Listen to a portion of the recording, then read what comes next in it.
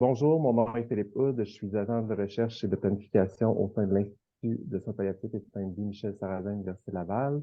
Ça me fait plaisir aujourd'hui de vous présenter Magali Parent, qui est notre conférencière pour aujourd'hui. Elle est organisatrice communautaire et responsable à la mobilisation des partenaires au sein de l'Institut dans le cadre du projet Excellence en Santé Canada, qui est un projet en fait qui vise à améliorer l'équité dans l'accès aux soins palliatifs et de soins de vie pour les personnes en situation d'itinérance ou de précarité de logement. La présentation que vous allez voir aujourd'hui, ce n'est pas celle que nous avons tenue le 10 octobre dernier. Si vous étiez présent, vous avez pu constater qu'on a eu un souci technique. Je remercie vraiment Magali de prendre le temps aujourd'hui de refaire la présentation, l'enregistrement, pour qu'on puisse le diffuser sur le site web de l'Institut. Donc, euh, la parole est à toi, Magali. Merci. Merci, Philippe. Alors, oui, bonjour tout le monde. Donc, si je suis là aujourd'hui, c'est pour parler, oui, d'itinérance, mais en lien avec mon rôle dans le projet pour l'amélioration de l'équité d'accès aux soins palliatifs. Fait que ça va être en deux temps. On va d'abord parler un peu plus du phénomène de l'itinérance de façon vraiment de façon très résumée parce qu'on ne peut pas faire le tour de tous les enjeux qui concernent le phénomène de la désaffiliation sociale plus à proprement dit. Puis après ça, ben, je vais pouvoir expliquer un petit peu ce qu'est le projet mené par l'Institut au sujet de l'équité d'accès aux soins, puis aller un peu plus en détail sur les sujets là, de soins palliatifs et de fin de vie par rapport à cet angle-là.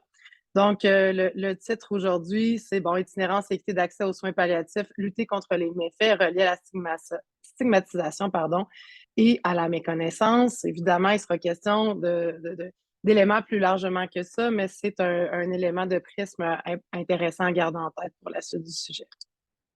Donc, on souhaite finalement contribuer à l'amélioration des compréhensions reliées aux réalités qui sont reliées à l'itinérance, démystifier certaines perceptions et présenter les objectifs, les réalités et les premières observations des partenaires du projet en cours qu'on vous a mentionné en début. Et puis peut-être amorcer finalement des réflexions ou lancer des questions pour que des réflexions puissent être amorcées au sujet du savoir-être et du savoir-faire face aux réalités reliées à la désaffiliation sociale.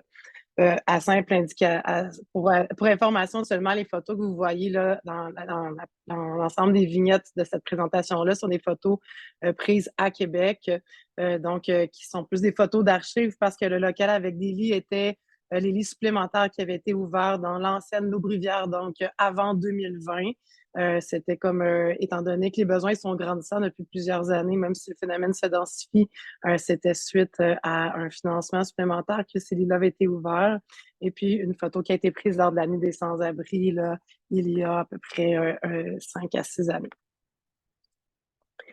Donc, on parle de définir le phénomène. Encore une fois, on va se prendre de différentes façons, mais d'abord, ben, je vous lance une question pour laquelle je vous laisse l'espace de réflexion, évidemment, étant donné qu'on n'est pas en simultané.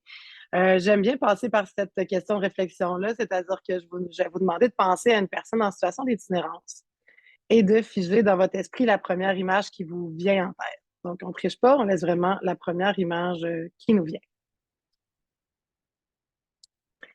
Avant d'amorcer. Est-ce que tu t'attendais à des réponses ou parce que je peux Ah peut-être oui, oui, ben oui, vas-y, Philippe, bonne idée. ben, puis tu pourrais me dire si c'est l'image qui vient dans la majorité des personnes, mais on dirait que dans ma tête, c'est comme lorsque je marche sur la rue Saint-Jean-Baptiste, je vois un itinérant qui est assis soit sur un banc ou sur le trottoir. Donc, c'est l'image vraiment qui me vient en tête là, tout de suite. Là. Fait que l'image du banc public qui est reliée un peu à ça. Effectivement, tu sais, j'allais aussi vers là. Souvent, les gens vont voir un homme aux cheveux et barbe plutôt longue, là, tu sais, pas nécessairement taillée ou entretenue, avec des couleurs pas tellement d'un brun étincelant, mais plutôt gris-jaune. Certains vont le voir avec une tuque, d'autres vont le voir, bon, un peu mal en point, pas nécessairement propre là, au niveau des vêtements, de l'hygiène en général. Les gens vont aussi associer, qu'il a l'air plutôt magané. D'autres vont le voir couché sur le banc, le banc public auquel tu fais référence. C'est vraiment l'image cinématographique qu'on peut avoir facilement en tête. Il y a évidemment des variantes, puis dépendamment de l'expérience qu'on a, soit dans notre parcours professionnel ou personnel, il peut y avoir bien des nuances à tout ça. Mais c'est l'image cinématographique qui souvent va nous rester. C'est pas une image qui est complètement erronée. Bien sûr, des personnes qui peuvent correspondre en partie ou même en tout point à ce profil-là. Par contre, c'est loin de représenter la majorité des personnes qui se retrouvent en situation d'itinérance. Et à l'inverse, c'est pas parce qu'une personne pourrait avoir à peu près ce profil que cette personne-là est nécessairement en instabilité résidentielle.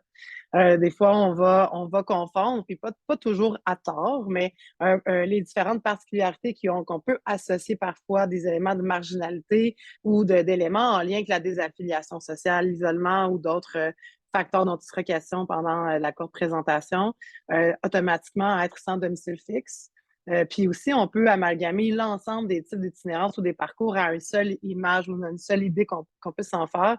Bon, ce qui peut être assez légitime quand on n'a pas nécessairement eu l'occasion d'avoir des expériences spécifiquement en lien avec ces réalités-là. Ça reste, même si c'est un sujet qui est de plus en plus médiatisé et préoccupant, j'oserais dire, il reste que c'est pas nécessairement un sujet qui est accessible à la portée de tous dans la compréhension et dans le détail.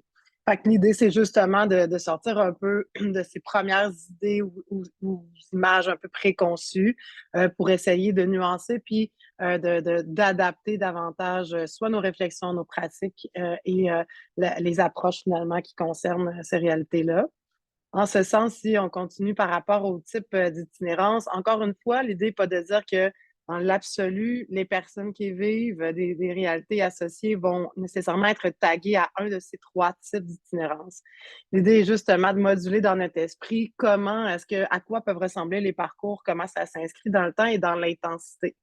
La majorité des personnes qui vont vivre un moment d'itinérance dans leur vie vont le vivre de façon situationnelle. C'est-à-dire que ça va s'inscrire sur quelques journées, quelques semaines, quelques mois à l'intérieur d'une année. Et la portion d'instabilité résidentielle va se résorber. Ça ne veut pas dire que l'ensemble des sphères de la vie de la personne, autant au niveau de son état de santé physique, mental, au niveau de certaines habitudes, modes de vie ou autres difficultés au niveau psychosocial ou encore au niveau de son contexte de vie, vont tous être restabilisés et que la personne ne vivra plus de vulnérabilité. Par contre, au niveau de la stabilité résidentielle en général, ça va se passer une fois là, dans la vie de la personne et par la suite, on ne revoit plus nécessairement la personne dans les lieux réguliers au niveau d'aide ou d'aide de services d'urgence reliés à l'itinérance. Petite information supplémentaire au sujet du type d'itinérance situationnelle. On observe dans les dernières années que les gens vont bénéficier ou avoir besoin d'utiliser des services d'aide quand on parle au niveau du milieu communautaire, que ce soit d'hébergement, milieu de vie, autre type d'accompagnement, un peu plus longtemps que ce qu'on avait l'habitude de voir parce que l'accès au logement, je pense qu'on en a entendu beaucoup parler dans les derniers mois, mais ça vient pas juste d'arriver cette année. La crise du logement, ça fait plusieurs années qu'il y a des préoccupations, de très grandes inquiétudes à ce sujet. Et puis là, ben, la situation, ben, elle est à l'échelle nationale pour ce qui est du Québec, j'oserais dire au niveau du Canada aussi et ailleurs aussi dans le monde. Donc, ça fait qu'il y a plus de personnes qui vont faire une première demande d'aide dans des services de dépannage, que ce soit au niveau alimentaire, au niveau du soutien et de l'hébergement, mais ils auront besoin de s'y maintenir plus longtemps parce que les portes de sortie pour retrouver un espace de stabilité, ben, elles sont moins nombreuses, plus difficiles d'accès.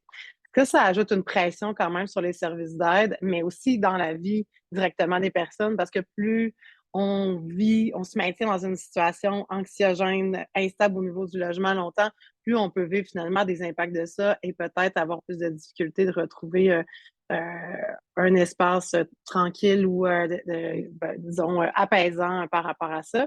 Ça me permet aussi de nommer que, en fait, en psycho, on dit que le deuxième élément le plus anxiogène dans la vie d'un être humain, c'est en lien avec le déménagement et le lieu où on habite.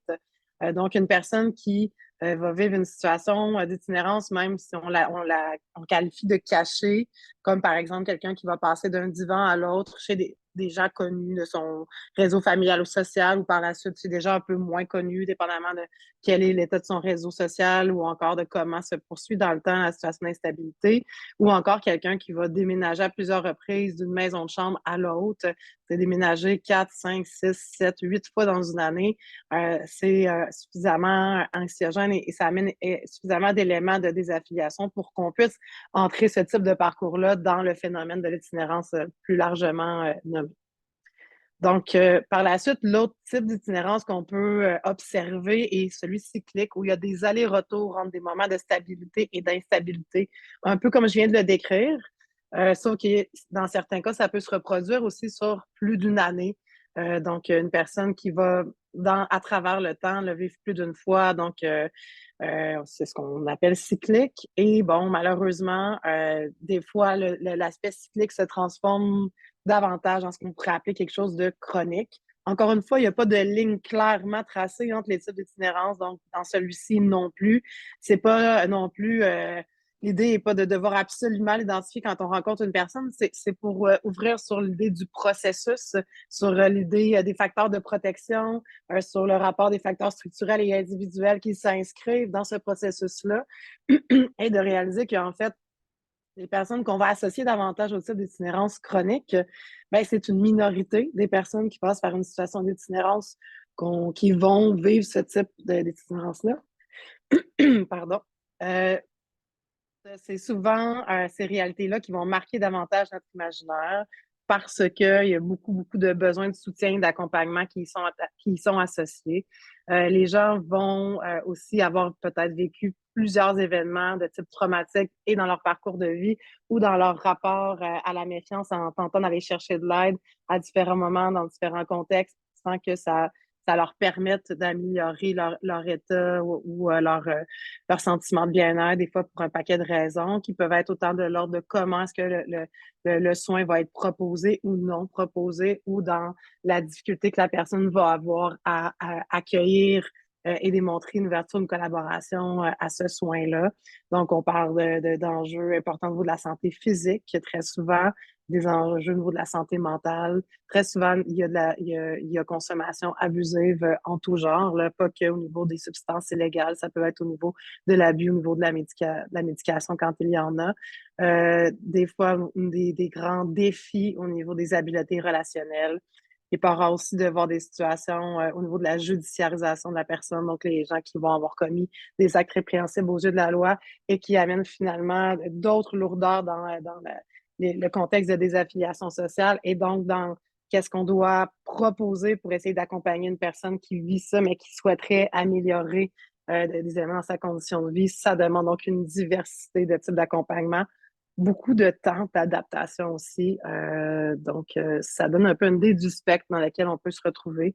Puis encore une fois, rien n'est coupé au couteau, mais c'est juste pour mettre un peu de nuance dans les interprétations qu'on peut avoir quand justement, on pense à une première, on laisse la première image venir en tête quand on pense à une personne en situation d'itinérance. Au passage, rapidement, une personne qui est hospitalisée aussi, qui n'a plus de domicile fixe, c'est-à-dire qu'il soit s'est fait évincer de son logement parce que la personne n'a pas payé, trop désorganisée à différents degrés. À ce moment-là, ben, on va aussi considérer que cette personne-là est sans domicile fixe. Même chose pour les passages en centre de détention. Les jeunes aussi qui sont en centre de réadaptation, qui n'ont plus d'ancrage dans des milieux familiales directement, vont être considérées comme dans une certaine précarité au moment où elles doivent quitter les centres de réadaptation, les centres de jeunesse qu'on appelle plus communément. Ben, c'est des périodes charnières là, de transition de l'établissement institutionnel à une vie plus régulière, qui sont des espaces de vulnérabilisation. Donc, tous ces parcours-là font partie du phénomène dans son sens large, puis parlent de la nécessité d'une diversité dans les types d'accompagnement, dans les lieux d'ancrage, autant géographiquement que dans les approches et les pratiques. Donc, je vous propose le visionnement de à peu près 5 minutes de ce vidéo-là qui a été fait avant, finalement, préparation au sommet municipal sur l'itinérance qu'il y a eu lieu le 15 septembre dernier à Québec. Vous pourrez facilement trouver cette vidéo-là sur YouTube, mais on va en présenter qu'un court extrait de 5 minutes. Fait que je vais trouver le moment de départ que vous allez me voir avancer la vidéo.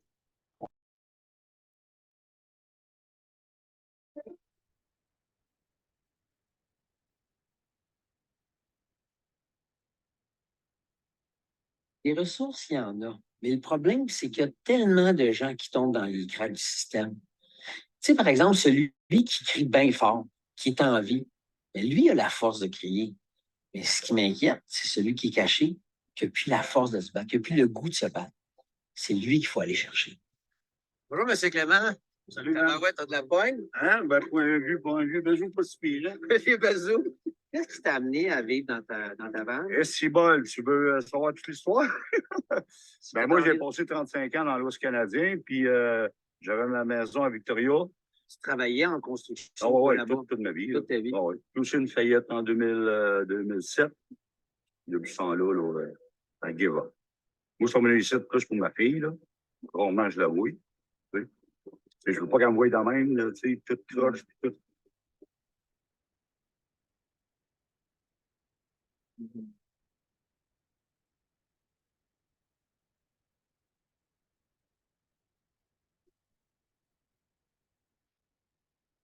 Pas des semaines en ligne à dormir dans ma vanne. Je ne veux même pas sortir, je ne veux pas voir du monde. Ça se peut que tu pognes un down. Tu es peut-être en dépression, tu es peut-être plus. Je ne suis pas médecin, là. Non, je suis en dépression, OK, mais c'est le Seigneur, je dors, là. Je me suis renseigné un coup à la psychiatrie, puis, tu sais, j'en avais besoin, là. Encore là, tu sais, les médicaments, c'est un médicament, tu sais, il faut un peu de vouloir aussi, là. Tu sais, je comprends tout ça. Je pense que pour des gars comme toi, c'est ça qu'on doit entendre. C'est que ça prend plus de ressources sur deux pattes, des ressources ambulantes qui viennent. Si toi, tu n'es pas capable, il faut qu'il y ait des gens qui viennent te voir. Et je pense que tu es assez lucide que oui, tu ne veux pas que ce soit quelqu'un qui vienne te chercher là, et que tu sois pogné là, à l'horizontale. Là aussi, mon beau. Cette petite flamme qui brille encore. Moi, c'est ce qui me touche, ce gars-là. Parce que ça pourrait être mon frère, ça peut être moi, ça peut être bien des gars qui sont autour de moi, qui ont travaillé, qui travaillent encore, qui sont valorisés, qui ont eu des belles vies et qui, là, 2, 3 bad luck prennent. Donc, je pense que sa noirceur dans laquelle il est, elle n'est que temporaire. C'est juste que lui, il a de la misère à faire le pas par en avant. Si on n'est même pas conscient que ces gens-là existent, ben, ils meurent en silence et ils meurent à petit feu. Donc, je pense que ça va prendre plus de ressources qui se déplacent sur le terrain pour prendre les gens par la main. Excuse, mais si c'est ça que ça prend, ben ça prend ça. Déplaçons le système à la personne.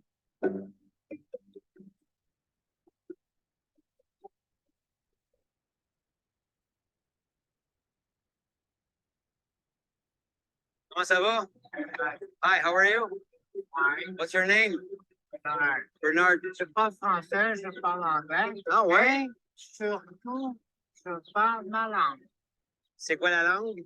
Et nous? Parce que tu vis à Montréal maintenant? Oui, je suis ici.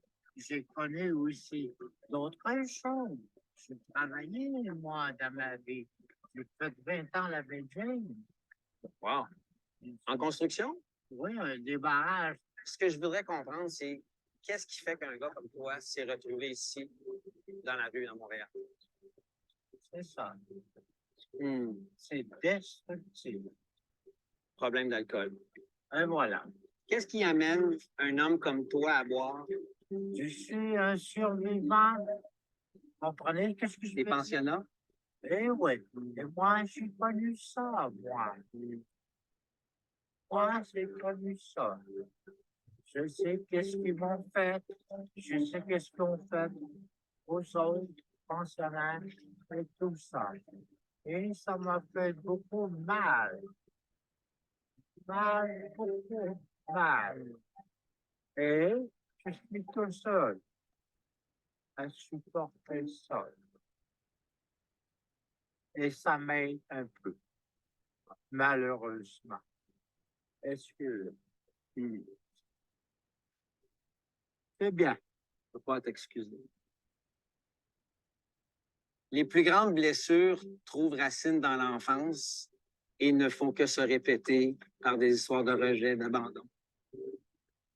À tout âge. Quand tu comprends ça, tu ne juges plus le gars ou la fille qui prend de la drogue ou de l'alcool pour essayer de s'automédicamenter, essayer de se soigner. Parce que, visiblement, si les autres méthodes ne fonctionnent pas, la personne fait du mieux qu'elle peut.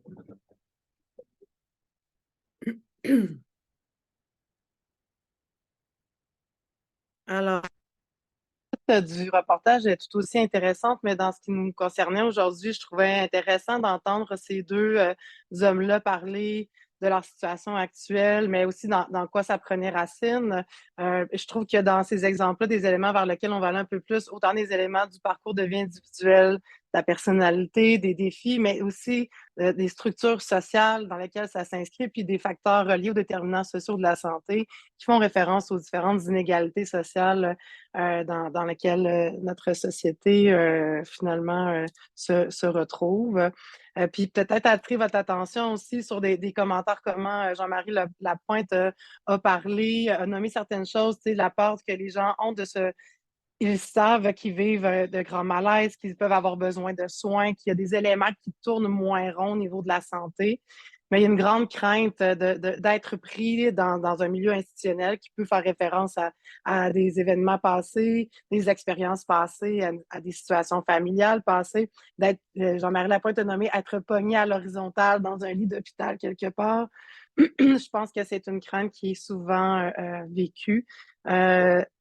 Il parle de noirceur temporaire aussi. Tu sais, c'est sûr que quand on voit un homme comme ça qui habite dans son véhicule, qui semble s'isoler depuis très, très longtemps, depuis plusieurs années, il exprime lui-même « I give up », donc j'ai abandonné. Ça peut laisser l'impression qu'il ne pourrait pas y avoir de transformation dans sa condition, dans sa collaboration. Et pourtant, même si on voit plusieurs histoires très tristes où les gens vont mourir dans la rue, vont mourir très seuls, il y en a d'autres aussi où les gens ont eu l'occasion de rencontrer quelqu'un qui est venu à leur rencontre de façon adéquate, adaptée dans un milieu donné où l'aide était disponible et que les choses se sont transformées. Des éléments au sujet de mourir en silence, mourir à petit feu, c'est des phrases toutes simples, mais qui parlent un petit peu de quand on parle de l'équité d'accès aux soins palliatifs. Il nomme ici déplaçons le système vers la personne. Je pense que des stratégies, des alternatives, il peut y en avoir plusieurs. Celle du travail de proximité, autant en termes de soins de santé que des soins d'accompagnement psychosocial, en fait partie. On pourra en nommer quelques-unes qui existent d'ailleurs au Canada un peu plus loin dans la présentation. Alors, je vais poursuivre à la prochaine. Au Québec, en 2014, on a à l'Assemblée nationale adopté de façon unanime une politique de lutte à l'itinérance.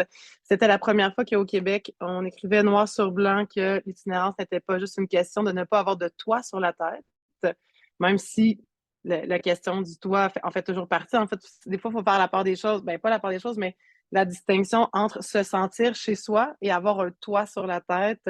Des fois, il y a des toits qui ne sont pas particulièrement sécuritaires, pas particulièrement salubres ou adéquats. Fait qu'il y a ces nuances-là à garder en tête. Et le fait aussi, dans cette politique-là, on reconnaît que ce n'est pas juste une question de responsabilité individuelle ou encore de mérite. Ce qui amène bien des transformations dans les paradigmes à partir duquel est-ce qu'on souhaite aborder le sujet. Ça fait déjà presque 10 ans que la politique est sortie et donc que cette définition-là existe. Je pense qu'elle est encore représentative des réalités encore aujourd'hui. Il y aurait peut-être quelques nuances que certains acteurs au milieu pourraient y apporter, mais on peut quand même encore s'y référer pour notre compréhension. Il faut dire que cette politique-là, elle a vu le jour au bout de 8 à 9 années de consultation et concertation dans le milieu. Donc, des regroupements régionaux, le regroupement national, le réseau Solidarité Itinérance Québec, qui regroupe l'ensemble des organismes au Québec en itinérance, des gens du milieu universitaire, donc autant en enseignement que des étudiants, des experts de vécu eux-mêmes, donc des gens qui avaient passé par des situations d'itinérance qui ont joint leur voix à la réflexion, des acteurs du milieu communautaire, du réseau de la santé, des services sociaux, milieu médical, bref, assez largement, une longue période de consultation dans l'objectif de sortir avec du matériel le plus représentatif possible. Donc, l'itinérance désigne un processus de désaffiliation sociale. Le mot processus est important et les termes désaffiliation sociale, même si c'est moins dans le jargon quotidien, représentent peut-être un peu plus de quoi on parle quand on parle d'itinérance, qui est parfois, je trouve, un mot un peu passé date, tout comme l'est maintenant clochard ou sans-abri qu'on n'utilise plus tellement, là, même dans le quotidien. Il y a une situation de rupture sociale, ou j'oserais dire plusieurs situations de rupture sociale qui se manifestent par la difficulté pour une personne d'avoir un domicile stable, sécuritaire, adéquat et salubre. J'en ai fait référence tout à l'heure. En raison, on en parlait déjà, de la faible disponibilité des logements ou encore de son incapacité à s'y maintenir et à la fois par la difficulté de maintenir des rapports fonctionnels, stables et sécuritaires dans la communauté. Donc, déjà ici, on voit que ça fait référence ou bien sûr à avoir accès à un toit, à un endroit, un chez-soi, mais aussi à tout son rapport à affiliation, à des réseaux sociaux, à des points d'ancrage, à une reliance, à trouver sa place, un rapport d'inclusion avec des outils qui nous permettent de se maintenir finalement dans un certain rythme ou conditions de vie qui permettent de vivre une dignité à la hauteur de ses propres attentes en tant qu'individu. L'itinérance s'explique par la combinaison de facteurs sociaux et individuels, donc qui fait partie du processus, qui s'inscrivent dans dans le parcours de vie des hommes et des femmes. Cette politique-là, vous allez la trouver facilement sur Internet, sur le site du ministère de la Santé et des Services sociaux, en écrivant politique de lutte à l'itinérance. Et je pense même que c'est dans la page 39 que se trouve la définition. On en parle depuis tantôt, les facteurs structurels et déterminants sociaux de la santé. Peut-être certains d'entre vous n'êtes pas étrangers à ce diagramme-là là, qui fait référence à la carte de la santé de ces déterminants, qui est celle la plus à jour là, sur le site du ministère de la Santé et des Services sociaux, où on voit au cœur l'état de la santé de la population, santé globale, santé physique, santé mentale, santé psychosociale, qui font référence très, très spécifiquement aux individus. Il y a d'autres caractéristiques individuelles qui s'ajoutent, le milieu de vie, les systèmes dans lesquels on évolue, le contexte global. Encore une fois, ce sont des référents. Il n'y a pas d'équation absolue dans tout ça. On peut, par contre, remarquer des grandes tendances, des facteurs de risque, des facteurs de vulnérabilité et des facteurs de protection, des éléments aussi sur comment, dans d'autres pays, certaines politiques ont pu évoluer et donc ont fait évoluer certaines données probantes à ce sujet. C'est important toujours de se rappeler, même si on n'a pas par cœur toutes ces données-là, ces statistiques-là, que c'est un grand système qui interagit. Donc, oui, il est question de parcours d'individus, mais toujours inscrit dans un contexte beaucoup plus global. Puis c'est parfois ce détail-là qui des fois peut nous échapper d'entre les doigts quand on est en intervention directement avec les personnes, peu importe le rôle qu'on y joue. Parce qu'il y a tellement d'éléments qui, parfois, peuvent être choquants, parfois peuvent être confrontants, parfois ou des situations sur lesquelles on a très peu de pouvoir, qui nous font vivre un sentiment d'impuissance, qui fait qu'on oublie que la personne s'inscrit, tout comme nous d'ailleurs, dans un contexte social beaucoup plus large. Puis, il faut adapter nos visions puis nos façons de faire en ce sens, puis tenter de continuer de s'actualiser finalement en tenant compte de tout ça. Donc, si je reviens à des éléments plus descriptifs à ce sujet, on en a parlé, la désaffiliation sociale, un cumul d'épisodes de rupture sociale où on parle de violence systémique et de violence relationnelle. Jamais rien d'égal de part et d'autre, mais on peut quand même observer que dans la grosse majorité des parcours de vie des personnes, il y a eu des moments, des événements ou des relations d'abus, de violence, que ce soit au niveau relationnel ou dans des contextes systémiques. Donc, quand on parle de déterminants sociaux de la santé, plus concrètement, on peut parler d'accès au soutien à l'éducation. Donc, dans quel milieu est-ce qu'on a eu accès à l'école? Comment c'était encouragé ou pas? Quelle place on arrivait à y trouver ou pas dans ces milieux d'éducation-là? Vous savez, l'école, ça évolue à travers le temps, à travers les générations. Tout est toujours, on souhaite, fait de bonne foi, mais malheureusement, c'est pas vrai que l'ensemble des individus et de leurs conditions peuvent s'y retrouver de façon égale dans ces structures-là.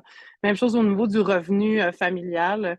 quand je rencontrais des externes en médecine à l'Université Laval pour ce même type d'atelier-là, eux-mêmes, il y avait une équipe par groupe qui devait travailler sur un projet pour parler de l'itinérance à leurs consoeurs et confrères. Et un étudiant qui avait trouvé l'information, la statistique, que le revenu familial, le moyen des étudiants en médecine à l'Université Laval, à ce moment-là, on recule d'à peu près 7-8 ans, était aux alentours de 220 000 par année. Loin de moi l'idée de diaboliser le fait d'avoir un revenu très, très confortable. Par contre, c'est juste pour faire référence à comment est-ce que c'est une condition et un facteur marqué dans nos parcours de vie, l'accès à différents types de revenus. Donc, ça influence aussi notre parcours scolaire, notre parcours professionnel, la perception que l'on peut avoir de nous dans les différents types de choix que l'on fait ou les choix qu'on a l'impression de ne pas pouvoir faire. Même s'il y a des éléments soutenants quand même, au Québec, on a un filet social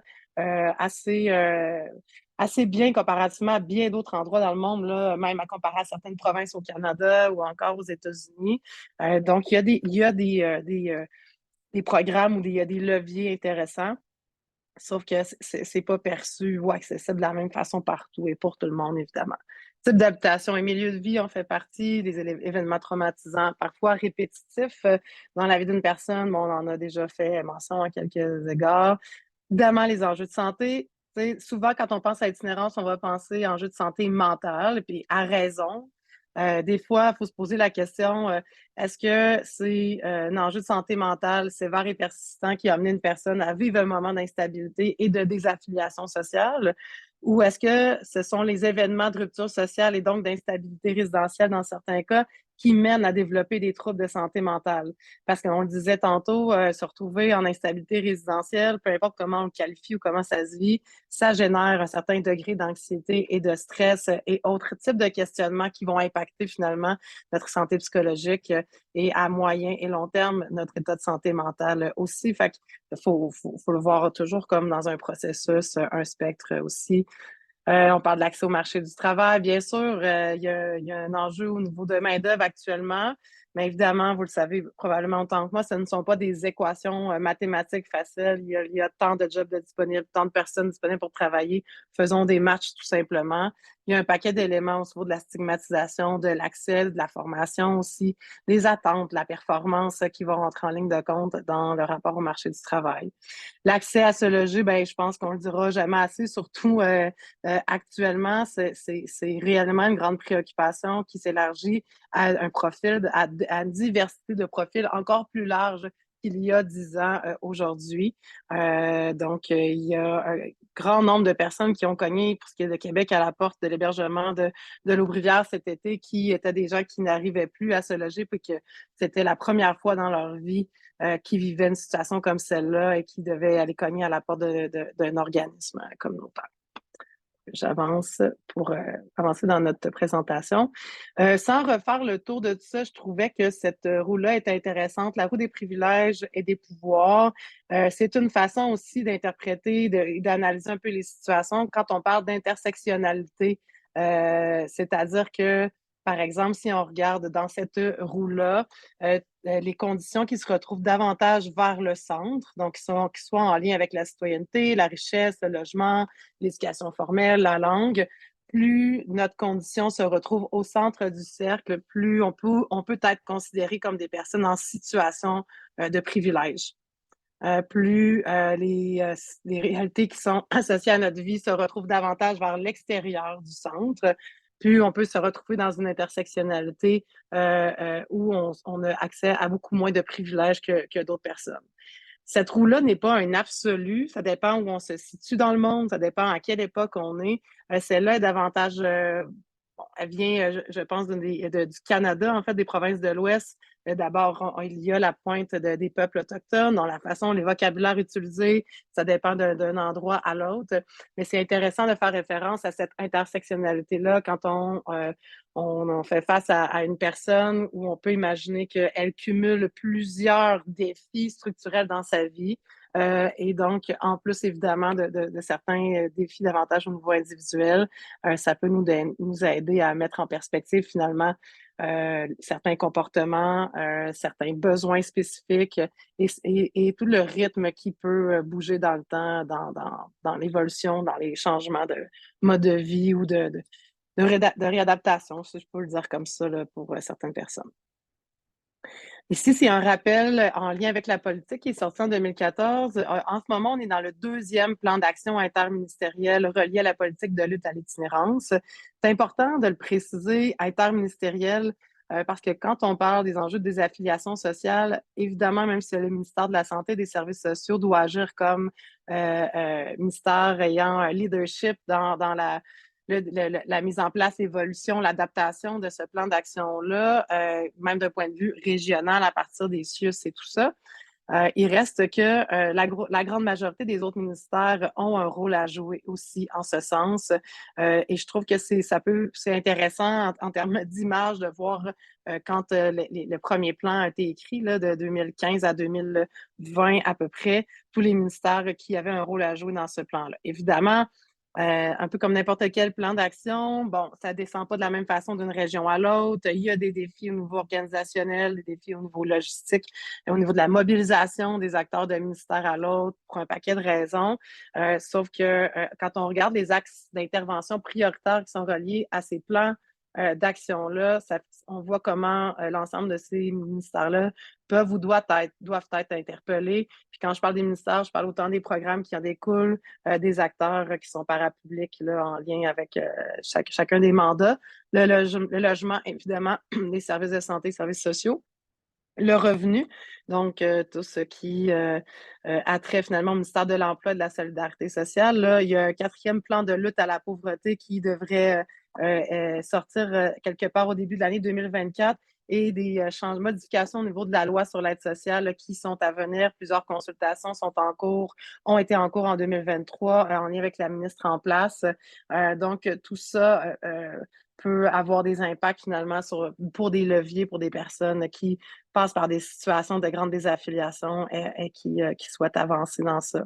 Évidemment, l'axe de l'éducation, l'insertion sociale et l'insertion socio-professionnelle, et puis ce qui a trait à la cohabitation sociale et les enjeux liés à la judiciarisation. Donc, pour poursuivre là, encore une quinzaine de minutes à peu près au sujet du projet sur l'amélioration de l'équité d'accès aux soins palliatifs et de fin de vie des personnes en situation d'itinérance et ou en précarité de logement, mené par l'Institut et c'est en partenariat avec Excellence en santé Canada. Donc, le but de notre équipe et du projet en cours jusqu'à environ 2026, vous l'avez ici, soutenir la réflexion pour le développement de l'offre de services de soins palliatifs et de fin de vie adaptés aux besoins des personnes en situation d'itinérance ou de précarité de logement, en tenant compte de la diversité. Diversité voulant dire les différents éléments, quand on parlait de l'intersectionnalité tout à l'heure, qui peuvent amener des éléments de vulnérabilité dans la vie des personnes, et particulièrement des réalités des peuples autochtones du Québec, j'y reviendrai, afin que cela s'insère dans les enjeux prioritaires en matière d'équité d'accès aux soins de santé sur le territoire de la Ville de Québec d'ici 2026. Pour revenir au sujet des réalités des peuples autochtones du Québec, en fait, pour ce qui est du Canada, dans plusieurs provinces de l'Ouest, environ 60% des personnes qui sont identifiées comme ayant passé par un parcours d'itinérance sont issues des peuples autochtones, ce qu'on parle d'une très grande surreprésentation qui est indicateur d'autre chose en lien avec les différents enjeux d'oppression que ces peuples-là ont vécu. Évidemment, au Québec, on peut observer un phénomène similaire. Là, dans le dernier dénombrement, c'était plus de 40% ou à peu près qui étaient observés au niveau du dénombrement fait sur la Côte-Nord. Dénombrement, on s'entend des personnes en situation d'itinérance visible et ou en institution, faites il y a une année, 1 an au Québec. Dans le coin de l'Abitibi aussi, c'était une observation qui était faite. Il y a des gros enjeux de désaffiliation sociale chez les personnes issues de peuples autochtones hors communauté, donc qui se retrouvent en milieu urbain. Évidemment, les parcours ne sont pas tous les mêmes.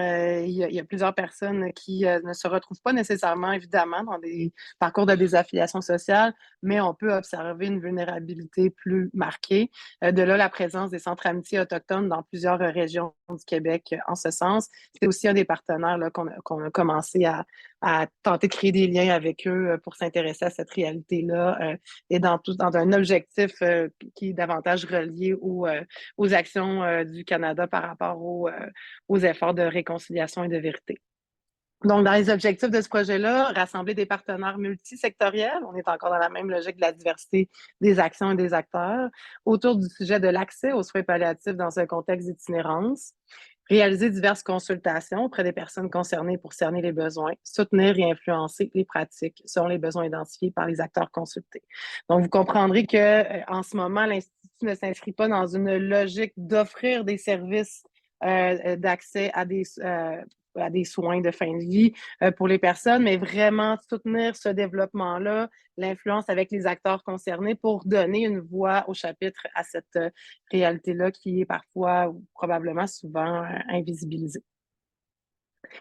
Pour l'instant, en fait, les partenaires que vous voyez en ce moment à l'écran sont des partenaires qu'on a pu rencontrer en consultation, aller jusqu'en juillet dernier. La période de consultation pour aller chercher les observations des partenaires se poursuit encore cet automne. Et suite aux rencontres qu'on a eues et avec des gens de l'Aubrivière, des gens de la clinique Spot, qui est une clinique qui se déplace dans plusieurs organismes selon des plages horaires fixes, donc directement à des endroits qui sont fréquentés par des personnes qui peuvent avoir des besoins reliés aux réalités de l'itinérance. Donc, clinique médicale qui est composée principalement d'infirmières, puis parfois présence de médecins, de pères aidants, et autres soutiens au niveau psychosocial. Il y a aussi parfois des services dentaires, mais pas à chacune des plages horaires. Services aussi de suivi psychologique. Encore une fois, pas nécessairement à chaque des plages horaires. Donc, le détail peut être facilement trouvable sur leur site Internet de la clinique Spot. La maison Michel Sarrazin, évidemment, le Centre Amitié autochtone de Québec que je vous ai nommé un peu plus tôt, et quelques acteurs du CIUS de la capitale nationale. Donc, on parle de 2 personnes qui représentaient l'équipe de liaison en itinérance du CIUS de la capitale nationale, une agente de liaison avec les partenaires autochtones du CIUS de la capitale nationale, et petit à petit, des liens qui pourront se faire avec les gens des équipes de la direction SAPA, soins palliatifs aussi au niveau du CIUS. Et plus cet automne en lien avec des gens du CHU par rapport aux soins palliatifs, des liens ont commencé à être faits. Mais donc, pour l'instant, il y a 5 grands thèmes qui ont émergé de tout ça. On est dans les observations, puis tout ça veut continuer d'évoluer en cours d'année 2023-2024. D'abord, un thème au sujet de l'équité d'accès aux soins de santé en général et les défis d'accès plus spécifiques en lien avec les soins palliatifs fin de vie. La question du vieillissement des personnes en situation d'itinérance, on le sait, on est dans un contexte on est dans une pente de vieillissement de la population en général, et donc quand on parle des réalités reliées à l'itinérance, ça va être impacté tout autant, ce qui amène des défis et des questionnements et réflexions supplémentaires à avoir pour adapter certains des services à ces réalités. Diversité des visions et des besoins en préparation à la mort. Il y a un thème autour des personnes issues des peuples autochtones du Québec et autres visions. En fait, on réalise qu'on connaît très peu de choses en lien avec la sécurisation culturelle, l'adaptation des services, rejoindre les personnes. C'est avec beaucoup d'humilité qu'on met ce thème-là. Il reste encore beaucoup de liaisons à faire. L'intention est là et de poursuivre la création de liens avec des partenaires qui, eux, sont directement en lien avec les réalités qui peuvent y être associées. Puis aussi, on a entendu les partenaires sur leurs souhaits pour l'amélioration de l'équité d'accès aux soins palliatifs et de fin de vie. Donc, sans lire tout ça, on va un peu plus dans le détail dans les 2 prochaines vignettes au sujet de chacun des 5 thèmes. D'abord, ça nous permet de faire un rappel, et c'est pas non plus là, c'est pas une nouveauté, mais au niveau de l'équité d'accès aux soins de santé en général, en lien avec les populations dont on parle dans ce projet, donc en lien avec l'itinérance des affiliations sociales, précarité de logement, l'accès général aux soins de santé est souvent plus difficile. Et ce qui est amené dans les observations des partenaires, c'est tout l'effet de la stigmatisation qui peut être vécu ou ressenti ou pressenti par les personnes, et donc une méfiance qui peut se vivre envers les milieux hospitaliers ou milieux de soins en général. l'isolement social et donc l'effet d'auto-exclusion des services. Je trouve que le monsieur qu'on a vu dans l'extrait du documentaire qui habite dans sa vanne, qui reste dans le bois, qui va très peu vers les sphères sociales en général, même de sa propre fille, c'est on pourrait mettre comme c'est un des exemples où on parle d'auto-exclusion des services. Croyance dans le réseau à l'effet que les soins pour ces populations doivent être pris en charge qu'uniquement par les services en externe du CIUS de la capitale nationale plutôt que par les centres hospitaliers. Donc, si on va plus spécifiquement au niveau de l'accès aux soins palliatifs et de fin de vie, bon, évidemment, le manque de main-d'œuvre se fait ressentir un peu partout. Il semble être observé que la donne, elle est très marquée du côté des équipes au niveau des SAPA et du guichet d'accès pour l'évaluation et la mise en place de soins ou de services. Donc, encore une fois, on est dans les observations qui sont venues des partenaires là, qui ont été rencontrés pour cette consultation-là. Ensuite, les liaisons et les suivis qui sont dits comme très faibles ou inexistants entre les services spécialisés au niveau des soins, donc des personnes qui vont être rencontrées en cancérologie ou en cardiologie, où vont recevoir certains diagnostics, mais où on n'est pas dans l'évaluation de la santé globale de la personne et donc on ne voit pas passer le fait que la personne est en instabilité résidentielle et qu'elle est peut-être en lien avec des organismes ou d'autres types de soutien ou d'accompagnement psychosocial avec lesquels il pourrait être aidant de se lier. Évidemment, il n'y a rien de magique. Parfois, c'est même pas possible de le faire pour un paquet de raisons que vous connaissez probablement. Mais il semble que cet élément-là est peu tenu en compte. Peu de connaissances dans les pratiques de soins palliatifs et de fin de vie de la part des intervenants dans les milieux d'accueil au niveau communautaire en général. Donc, ce sujet-là n'est pas abordé non plus ou très peu avec les personnes qui fréquentent les organismes. Souvent, la question qui va être la plus souvent nommée, c'est est-ce qu'il y a une personne à contacter en cas d'urgence? On ne parle pas de mort non plus, on ne parle pas d'appréhension de fin de vie. Qu'est-ce que c'est que les soins de fin de vie aussi? C'est pas quelque chose qui est tellement connu auprès des équipes dans les milieux d'aide. On va associer beaucoup la fin de vie à quelques semaines, voire quelques jours avant le décès d'une personne. Ils n'ont pas toute la fenêtre de temps qui peut apparaître dans les derniers mois, voire dernières années, pour lesquelles il y a des choses qui peuvent être mises en place. C'est quelque chose qui est encore très méconnu dans certains de ces milieux-là. Là, si je vais plus directement vers le vieillissement des personnes, en fait, c'est qu'il y a des personnes, évidemment, qui vont vivre un type d'itinérance plus chronique et qui vont vieillir à travers les années et donc ils vont vivre finalement une perte d'autonomie reliée à ce vieillissement-là dans des conditions très particulières de vieillissement précoce aussi, mais aussi avec des besoins d'adaptation où là, il y a très peu de lieux qui peuvent les accueillir dans le mode de vie dans lequel ils sont et les différentes réalités qui sont les leurs. Des personnes aussi, par contre, qui sont en perte d'autonomie reliée au vieillissement et qui vont cogner pour la première fois de leur vie à un hébergement d'urgence pour un paquet de raisons, par l'isolement social, vont perdre leur logement parce que le logement est devenu insalubre, ils n'arrivent plus à se maintenir, mais ils n'ont pas nécessairement de lieu où ils peuvent être accueillis, ils sont dans des situations précaires au niveau financier, ce qui fait en sorte qu'on a de la difficulté à mettre en place ce qu'il faut pour éviter un passage à la rue. Ou encore même à les accueillir de façon adaptée dans les refuges, puisque ce ne sont pas des endroits qui travaillent avec des équipes multi, là, j'entends infirmières ou infirmiers auxiliaires, préposés aux bénéficiaires, qui permettraient finalement d'accueillir de façon adéquate les personnes dans les refuges. Puis, une augmentation aussi des personnes dans l'état de santé et dégénératif qui passent par les milieux d'aide, mais où on n'arrive pas nécessairement à bien filtrer, OK, comment est-ce qu'on peut se lier avec les milieux de la santé et des soins adaptés pour éviter que la personne meure sur place dans les hébergements ou est acquittée parce qu'il y a un état grave d'urgence et qu'on envoie vers les hôpitaux, puis finalement, il y a un décès qui se passe. On revient un peu à la boucle au niveau de l'accès à des soins de santé qui peut être plus difficile dans ces contextes-là. Puis, on s'en rend compte de plus en plus difficile de façon plus générale. Là, peut-être vous vous dites à l'instant, et donc on peut imaginer plus marqué dans les populations plus des affiliés. La diversité des visions face à la mort. En fait, qu'est-ce que c'est que de mourir dignement? J'ai l'impression que selon les observations qu'on entend et finalement les commentaires qu'on entend des consultations, il y aurait toutes sortes de façons de d'avoir des attentes en ce sens. L'effet de la contradiction aussi, ça a été nommé par quelques personnes, que le fait que certaines personnes aient de la difficulté à avoir accès à des soins de santé de leur vivant ou avant que l'état de santé se détériore, et puis qu'on souhaiterait finalement leur donner accès plus facilement lorsqu'il est question de la fin de vie. Évidemment, là, c'est pas nécessairement, c'est une interprétation, c'est évidemment pas l'intention, mais c'est une observation qui nous est venue. Puis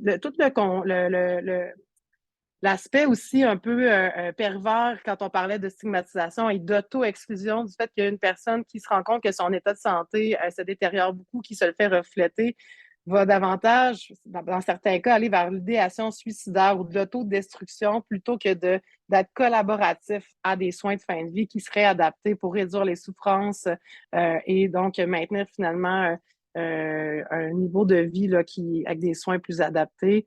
Donc, c'est difficile d'aller chercher la collaboration des gens par rapport à la méfiance, mais aussi toute l'auto-exclusion. Des gens aussi qui ont nommé dire ne pas mériter de soins adaptés en fin de vie, de par le stigma qui est associé à leur mode de vie par rapport à l'instabilité, la consommation aussi dans certains cas, ou quand on parle d'itinérance de type plus chronique. Aussi, dans les milieux autochtones, on se rend compte qu'on rejoint peu de personnes issues des Premières Nations qui transitent ou qui s'installent dans la capitale nationale. Certaines amorces de formation ponctuelles ont eu lieu aussi au sujet de la sécurisation culturelle, mais il n'y a pas nécessairement de développement structurant en ce sens. Peu de connaissances aussi au sujet des pratiques et des rituels autochtones reliés à la fin de vie, à la mort, autant dans les milieux d'accueil que dans les soins plus institutionnels par rapport aux soins palliatifs et soins de vie. Et au sujet des souhaits qui ont été nommés par les différents partenaires rencontrés jusqu'à maintenant, un souhait qu'on puisse aller vers les populations ciblées pour les consulter au sujet de mieux comprendre les différentes visions face à la fin de vie, contexte, soutien, rapport à la dignité. C'est d'ailleurs dans les intentions du projet de pouvoir aller rencontrer des personnes qu'on appelle des experts de vécu. Évidemment, là, c'est touché de parler de ça quand on parle d'équité d'accès aux soins palliatifs et de fin de vie. Fait que, les gens doivent être aussi en mesure de prendre parole, de nous parler de leur situation. Donc, des personnes qui, on sait, ont déjà eu un parcours relié à l'itinérance, dont la situation elle est plus stabilisée maintenant, qui vivent des défis importants au niveau de la santé, dont le sujet de fin de vie a déjà fait partie des discussions qu'ils ont eues avec des aidants autour d'eux. Donc, il y a on a réussi à faire des liens avec quelques personnes jusqu'à maintenant et à voir comment on pourra orchestrer la mise en contact avec ces personnes-là. Le fait aussi que dans les pratiques au niveau de l'accès aux soins, il y a davantage de reconnaissance de la situation globale des personnes. Donc, on parle de santé globale, autant lors d'une annonce d'un diagnostic relié à la fin de vie ou d'un diagnostic très inquiétant par rapport à la situation de santé de la personne, et dans l'objectif de, lorsque possible, de mettre en place des collaborations nécessaires avec des équipes en travail de proximité, des milieux d'accueil. De voir à ce qu'il y ait le développement d'une forme d'hébergement, de soutien à l'autonomie, adapté à certaines réalités des populations ciblées, à bas seuil d'acceptabilité. Donc, des formules, il peut y en avoir plusieurs, mais il y a évidemment un trou de service en ce sens en ce moment dans la région, autant en externe, donc à l'externe des milieux hospitaliers, que dans des milieux dits communautaires. Puis augmenter la connaissance dans les milieux d'accueil, les milieux de vie, les milieux communautaires, en lien avec les trajectoires et la vision, la mise en place des soins palliatifs et de fin de vie. Ce qui nous amène vers la dernière vignette en lien avec la réflexion sur les rôles quel rôle pouvons-nous y jouer dépendamment de dans quelle organisation on se trouve, quelle pratique on a et tout ça. Il y a différents questionnements qui vous sont proposés. Quel est notre rapport avec la fin de vie et à quel moment abordons-nous ce sujet en équipe et avec les personnes que nous rejoignons, avec quel outil. Ce qui est observé, surtout dans les milieux d'accueil qui n'ont pas ou peu d'expertise spécifique en lien avec la fin de vie, même si certains de ces milieux-là côtoient au quotidien des gens qui sont dans de telles précarités au niveau de la santé qu'on pourrait les associer à des situations, des réalités reliées à la fin de vie. Parler de la mort n'est pas un sujet avec lequel on se dépatouille, si je peux me permettre l'expression, de façon très fluide pour ce qui est des partenaires ou des observations qu'on a pu faire jusqu'à maintenant. Évidemment, tout en tenant compte des limites et des opportunités reliées à son milieu de travail, comment est-ce qu'on peut voir à tenter de l'influencer progressivement selon la conjoncture, le rôle qu'on y occupe en termes d'adaptation, d'équité, de questionnement, dans un contexte et en sachant qu'il y a des cadres limitants, mais comment est-ce qu'on peut souhaiter l'influencer selon le rôle qu'on y occupe. S'exercer à relever le défi parce que je pense qu'on peut vous souhaiter ou prétendre ou vouloir ou avoir une expertise plus importante que d'autres milieux en travail multidisciplinaire, mais selon les observations des partenaires, c'est un défi continuel que de faire du travail en collaboration intersectorielle et multidisciplinaire, ce qui demande beaucoup de communication, de sens de la relation, de vulgarisation, de mise en commun, de concertation, ce qui relève du défi dans des contextes où il y a beaucoup d'urgence, beaucoup de demandes, où les choses vont vite aussi. On n'utilise peut-être pas toujours le même vocabulaire, pas la même culture organisationnelle. Les notions reliées au sujet de la collaboration, de la non-collaboration aussi. D'ailleurs, ça, c'est un des éléments. On a eu l'occasion, dans le projet avec Excellence Santé Canada, d'aller à la rencontre d'équipes situées en Colombie-Britannique, plus précisément à Victoria. Donc, des équipes de proximité de soins, donc infirmières, infirmiers, médecins et intervenants psychosociaux, qui vont directement dans les campements, dans la rue ou dans des lieux de rencontre là, qui sont appropriés pour rejoindre des personnes très désaffiliées qui sont aussi dans des états de santé dits précaires. Puis, très souvent, plus une personne va être dite vivre une situation de désaffiliation sociale, très souvent, on peut observer une non-collaboration en premier lieu quand il est question d'offrir des soins plus adaptés, de débuter une forme de traitement, débuter une forme de relation thérapeutique qui pourrait permettre une amélioration de la condition de vie de la personne. Cela étant dit, plus la personne est désaffiliée, c'est proportionnellement aussi relié au temps que ça peut demander pour créer un lien de confiance, passer par des sujets informels pour tenter de créer ces liens et de finir par aller chercher une adhésion au traitement, aux soins à proprement dit. C'était l'expérience partagée par l'équipe qui fait ce travail-là davantage en travail de proximité à Victoria, entre autres en Colombie-Britannique. Fait que toute cette notion-là de collaboration ou non-collaboration, qu'est-ce que ça veut dire pour nous? Où ça commence? Comment ça évolue? Quelle est la richesse dans les approches qui se vivent des fois à l'extérieur de nos propres façons de faire? Comment on peut collaborer pour échanger là-dessus? La notion aussi des approches de réduction des méfaits, qui est davantage basée sur le pragmatisme et l'humanisme. Est-ce que c'est quelque chose qui peut être intégré dans certains des milieux, dans certaines des pratiques? Évidemment, il y a aucune façon homogène de voir les choses qui devrait s'appliquer dans tous les milieux. C'est au contraire, faut réfléchir dans une vision de diversité, mais dans une réflexion au sujet de est-ce qu'on est en mesure de voir à une meilleure adaptation de certains des lieux où on travaille, la réduction des méfaits peut nous aider en ce sens. La prise de contact authentique aussi avec les personnes, qui est une posture, un exercice qui probablement est fait par la plupart des travailleurs et travailleuses dans les milieux de soins, les milieux d'accompagnement psychosocial. Mais face à des situations, encore une fois, où je fais plus référence au type d'itinérance très chronique, où les gens vont d'emblée nous apparaître comme étant très démunis, où on va sentir une détresse, une grande souffrance, ou parfois des comportements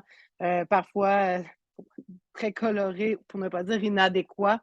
Ça peut avoir un impact sur notre façon de prendre contact avec la personne si ce n'est pas des réalités avec lesquelles on a eu souvent l'occasion de s'exercer. Fait que comment ça influence notre prise de contact quand on fait face à des réalités reliées à la désaffiliation sociale peut faire partie des réflexions. Et en fait, c'est tout à fait humain de se sentir impacté par ça. Mais maintenant, comment est-ce qu'on a envie de bouger dans cet inconfort-là lorsqu'on fait face à ces réalités-là? Toute la question de la primauté de la personne, du respect du rythme qui est, je pense, très promu dans les secteurs de soins palliatifs et de fin de vie. Hein. Ça fait, semble-t-il, partie beaucoup des valeurs dans l'approche et la pratique. Maintenant, comment on arrive à tendre vers ça, mais auprès de personnes reliées à des situations de grande désaffiliation où on parle d'inégalité dans l'accès et de besoin d'adaptation, finalement, pour aller vers là. Et toute la notion de santé globale et de tenir compte de la sphère psychosociale.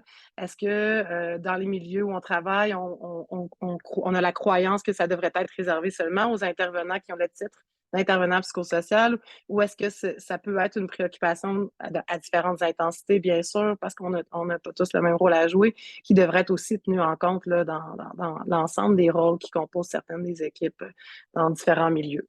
Donc, c'est des questionnements, des réflexions dans l'objectif de continuer d'avancer collectivement sur le projet qui est celui de l'Institut dans l'amélioration de l'équité d'accès aux soins palliatifs et de fin de vie pour les populations qui vivent des réalités reliées à la désaffiliation. Évidemment, nous, on continue notre travail de consultation, de reliance, de rencontre de partenaires pour avancer dans ça, pour essayer d'être des porte-voix, des gens qui travaillent directement avec les personnes, autant dans les milieux hospitaliers, dans les programmes de soins reliés au réseau de la santé, mais bien sûr, chez les partenaires du milieu communautaire là, qui sont davantage des généralistes en ce sens, comment créer des liens pour faire du transfert de connaissances. On est à réfléchir sur les actions qui pourront être mises de l'avant en ce sens, plus particulièrement en lien avec le transfert de connaissances, la formation, la rencontre, le co-développement. C'est des réflexions qui sont en cours en ce moment au sein de notre équipe, mais cette présentation-là nous permettait finalement de déjà aller un peu en ce sens, se rouvrir sur des sujets qui concernent la désaffiliation sociale avec l'angle de soins palliatifs et de fin de vie. Donc, merci pour cet espace là, de prise de parole, Philippe et l'Institut. Merci beaucoup, Magali. Super intéressant. Honnêtement, j'ai vraiment beaucoup appris, là, que ce soit les types d'itinérance ou tous les facteurs d'influence. Aussi la vidéo, là, qui nous montrait, dans le fond, que l'équilibre est fragile. Hein. Oui. Ça peut arriver à différentes personnes autour de nous, dépendamment, si on regarde la roue que tu nous as présentée, c'est où on se situe. Tu l'as si bien expliqué, c'est différent d'un endroit ou d'un milieu à l'autre, là, mais Oui. ça m'a suivi tout le long de la présentation, puis j'ai trouvé ça super intéressant. J'ai vraiment hâte d'entendre là, les pistes d'action que vous allez proposer. Surtout, tu sais, je sais que vous allez aller, comme tu as mentionné, aller consulter les populations ciblées. Donc, je pense qu'il va ressortir des choses assurément Oui. intéressantes qu'on pourra repartager à posteriori dans. Bien sûr, dans les prochains mois. D'ailleurs, ça me permet d'ajouter que là, depuis cet automne, là, il y a le service amical Basseville qu'on a eu l'occasion de rencontrer avec l'équipe de gériatrie sociale qui est comme intégrée depuis à peu près 4 ans. Là, où il y a des intervenants psychosociales, mais aussi des liens avec infirmiers qui fait partie, entre autres, des équipes de soins palliatifs là, du CIUS, la capitale nationale. Des gens de l'OMHQ aussi qu'on va aller rencontrer en lien avec les personnes qui habitent en logement subventionné relié au municipal plus spécifiquement. Mais même si on parle donc de gens qui ont accès à un logement subventionné, il y a des éléments de précarité parfois dans le parcours de vie de ces personnes-là au niveau de l'isolement. Donc, on va aller voir un peu de ce côté-là. Et on est en train aussi d'essayer de créer des liens avec des gens du YWCA en lien avec l'hébergement non-mix pour femmes par rapport à ça. Fait que ça, c'est juste pour éclairer un peu aussi, là, comme tu viens de nommer, au niveau de la suite, ben, il y aura d'autres probablement indicateurs qui nous seront donnés à ce moment-là. Super, ben merci pour tout. Je te laisse le mot de la fin. Ben, je trouve que c'est un super privilège d'avoir accès, que notre équipe puisse présenter l'avancement de tout ça. Ça fait vraiment partie de l'idée d'être en travail en reliance, de sortir un peu des silos ou comme dit notre collègue Diane, là, qui est directrice de l'Institut, des grandes solitudes parfois en lien avec les équipes de travail, que ce soit au niveau des soins PAL en milieu hospitalier ou que ce soit de l'accompagnement de proximité au niveau de l'itinérance. Les liens ne sont pas toujours quotidiens, évidemment, mais de pouvoir participer à cette affiliation-là, je pense que ça participe, met l'épaule à la roue à tout ça, finalement, autant les gens qui ont pris du temps pour visionner là, cette présentation. Fait que merci.